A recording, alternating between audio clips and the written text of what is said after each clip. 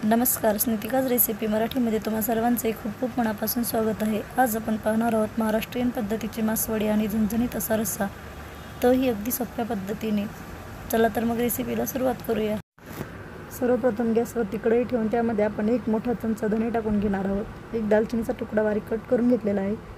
त्यानंतर 2 हिरवी वेलची टाकून घेतलेले आहेत। एक मोठा चमचा जिरे टाकून घेतलेले आहेत।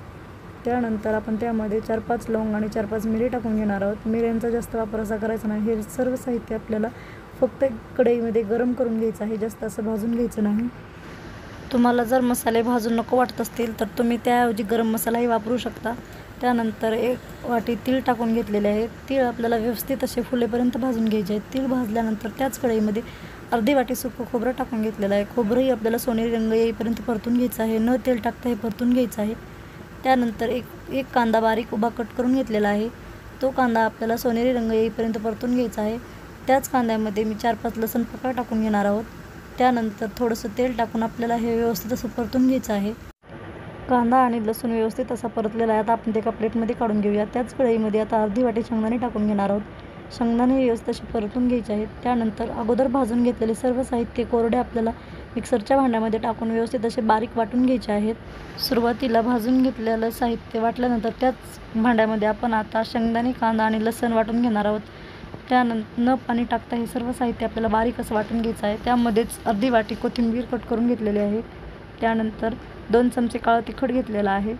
1 चमचा लाल तिखट घेतलेला आहे। तिखट तुम्ही तुमच्या आवडीनुसार कमी जास्त करू शकता। 1 चमचा धने पावडर आणि 1 चमचा मीठ टाकून घेतलेलं आहे। हे सर्व साहित्य एकदम बारीक असं वाटून घ्यायचं आहे। सर्व साहित्य तुम्ही बघू शकता। अशा पद्धतीने आपलं हे सारण आता तयार झालेलं आहे।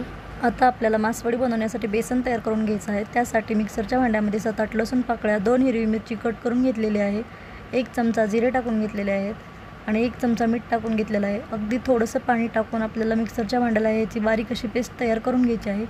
त्यानंतर गॅसवरती कढई ठेवून त्यामध्ये 2 चमचे तेल टाकून घेतलेलं आहे। तेल व्यवस्थित असं गरम झाल्यानंतर 1 चमचा मोहरी, 1 चमचा जिरे टाकून घेणार आहे। जिरे मोहरी व्यवस्थित अशी फुलली की त्यामध्ये आपण तयार करून घेतलेलं हिरवं वाटण टाकून घ्यायचं आहे। हे वाटण व्यवस्थित असं परतून घ्यायचं आहे। त्यानंतर त्यामध्ये पाव चमचा हळदी पावडर टाकून घेतलेले आहे। आता आपण त्यामध्ये पाणी टाकून घेणार आहोत। मी ज्या डब्याने बेसन पीठ घेतलेलं आहे त्याच डब्याने दीड डब्बा पाणी वापरलेलं आहे। हे एकदम परफेक्ट असं प्रमाण आहे। 1 डब्बा बेसन तर त्यासाठी 1.5 डब्बा पाणी, एकदम परफेक्ट असं प्रमाण या ठिकाणी। पाण्याला एक उकळी आल्यानंतर त्यामध्ये बेसन पीठ टाकून घेणार आहोत। बेसन पीठ हे चाळून टाकायचं आहे चाळणीने, त्यामुळे त्यामध्ये जास्त अशा गुठळ्या राहत नाहीत। थोडं थोडं बेसन टाकून बेलण्याच्या साहाय्याने हे व्यवस्थित असं आपल्याला सर्व बेसन पीठ एकजीव करून घ्यायचं आहे।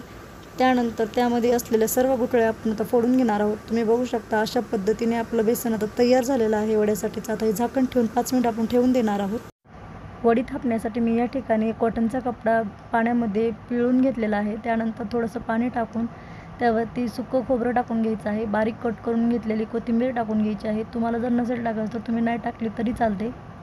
त्यानंतर त्यावरती आपण तयार करून घेतलेलं वडीचं मिश्रण टाकून घेणार आहोत। हे मिश्रण गरम आहे तोपर्यंतच पाण्याचा हात लावून आपल्याला व्यवस्थित असं थापून घ्यायचं आहे। जर हे मिश्रण थंड झालं तर आपल्याला याची वडी बनवता येत नाही। त्यानंतर आपण त्यावरती तयार करून घेतलेलं सारण टाकून घेणार आहोत। सारण असं मध्यभागी एक साईडलाच टाकून घ्यायचं आहे। सारण भरून झाल्यानंतर आपल्याला थापून घेतलेल्या वडीची कडा एका कडेवरून दुसऱ्या कडेला नेऊन व्यवस्थित अशी चिटकवून घ्यायची आहेत। मी जशी व्हिडिओमध्ये दाखवले त्या पद्धतीने करून पहा।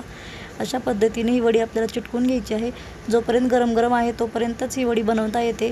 पूर्ण वडी चिटकून झाल्यानंतर गरम आहे तोपर्यंतच आपल्याला वरून दाब देऊन याला माशाचा आकार देऊन घ्यायचा आहे। अशा पद्धतीने तुम्ही बघू शकता किती छान आपली एकदम माशाच्या आकाराची वडी या ठिकाणी तयार झालेली आहे। तुम्हाला जर जास्त बनवायचे असतील तर तुम्ही यातच प्रमाण दुप्पट करू शकता।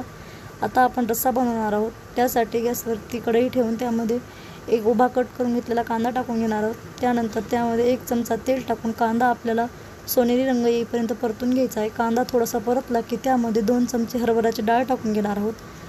चणा डाळ आणि कांदा व्यवस्थित असं आपल्याला परतून घ्यायचा आहे। जास्त असा भाजून घ्यायचा नाही, कांदा काळसर करायचा नाही। त्यामध्येच आता आपण अर्धी वाटी सुकं खोबरं टाकून घेणार आहोत।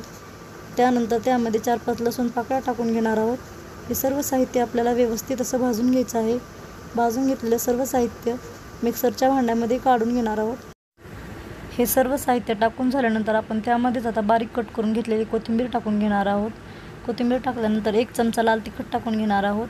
2 चमचे काळं तिखट टाकून घेणार आहोत। तिखट तुम्ही तुमच्या आवडीनुसार कमी जास्त करू शकता। 1 चमचा धने पावडर आणि 1 चमचा गरम मसाला टाकलेला आहे। हे सर्व साहित्य आपल्याला अगदी थोडंसं पाणी टाकून याची फाईन अशी पेस्ट तयार करून घ्यायची आहे। ज्या कढईमध्ये आपण वडीचं मिश्रण तयार केलं होतं त्याच कढईमध्ये 1 ग्लास गरम पाणी टाकून घेतलेलं आहे। त्यानंतर गॅसवरती कढई ठेवून त्यामध्ये 3 पळी तेल टाकून घेतलेलं आहे। तेल व्यवस्थित असं गरम होऊ द्यायचं आहे। तेल गरम झाल्यानंतर त्यामध्ये 1 चमचा मोहरी टाकून घेणार आहोत। मोहरी छान अशी तडतडली की त्यामध्ये 1 चमचा जिरे टाकून घेणार आहोत। जिरे मोहरी व्यवस्थित अशी फुलली की आपण तयार करून घेतलेलं वाटण त्यामध्ये टाकून घेणार आहोत। हे वाटण आपल्याला व्यवस्थित असं तेल सुटेपर्यंत परतून घ्यायचं आहे। बघू शकता आता आपल्या वाटणाला व्यवस्थित असं तेल सुटलेलं आहे। त्यानंतर त्यामध्ये 1 चमचा मीठ टाकून घेणार आहे। मीठ हे चवीनुसारच टाकायचं आहे, अगोदरही टाकलेलं आहे। हे व्यवस्थित असं परतल्यानंतर त्यामध्ये 1 कप मी गरम पाणी टाकून घेतलेलं आहे। आता आपण वडी बनवलेल्या कढईत जे पाणी ठेवलं होतं ते पाणी या रश्श्यामध्ये टाकून घेणार आहोत। या पाण्यामुळे रश्श्याला चव ही एकदम अप्रतिम अशी येते आणि रस्सा चवीला एकदम भन्नाट असा लागतो। त्यामुळे तुम्ही अशा पद्धतीने एक वेळेस नक्की ट्राय करा। आता आपल्या वड्या थंड झालेल्या आहेत। आता आपण त्याच्या बारीक बारीक साईजच्या वड्या कट करून घेणार आहोत। साधारणतः 1-1 सेंटीमीटर आकाराच्या मी या ठिकाणी वड्या कट करून घेतलेल्या आहेत। तुम्ही आता बघू शकता किती छान आपली मासवडी तयार झालेली आहे। जास्त सारण न भरता अगदी थोडंसं सारण भरून ही वडी एकदम परफेक्ट अशी तयार झालेली आहे। एकदम झटपट अशी मासवडी आणि झणझणीत असा रस्सा आपला तयार झालेला आहे। ही रेसिपी तुम्ही एक वेळेस नक्की ट्राय करा। व्हिडिओ आवडल्यास लाईक करा, शेअर करा, सबस्क्राईब करा। तुम्हाला ही रेसिपी कशी वाटली कमेंट करून नक्की सांगा। पूर्ण व्हिडिओ पाहिल्याबद्दल धन्यवाद। चला तर मग भेटूया अशाच एका छानशा रेसिपीमध्ये। Bye and take care.